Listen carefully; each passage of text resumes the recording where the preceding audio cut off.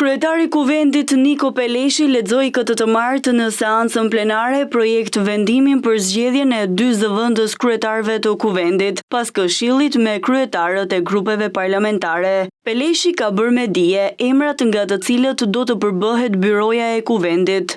Përbërja e byros Kuvendit është si poshtë.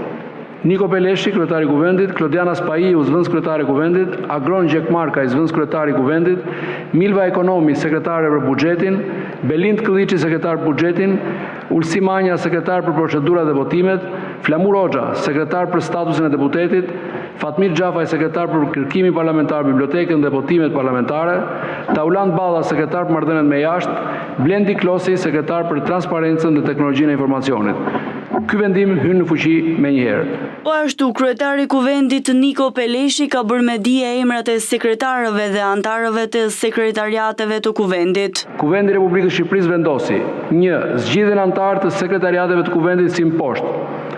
Sekretariati për buxhetin e Kuvendit: Milva Ekonomi, sekretare; Belind Këlliçi, sekretar; Evis Kushi, antar; Anila Denaj, antar; Igli Cara, antar.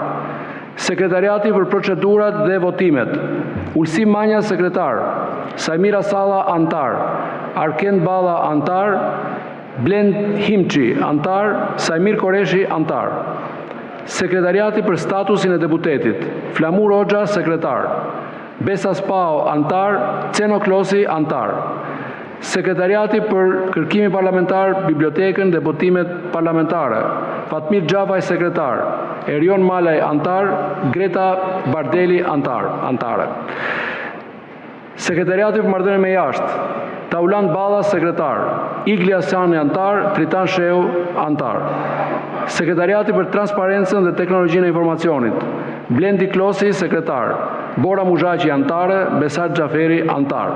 Ky vendim hyn në fuqi menjëherë.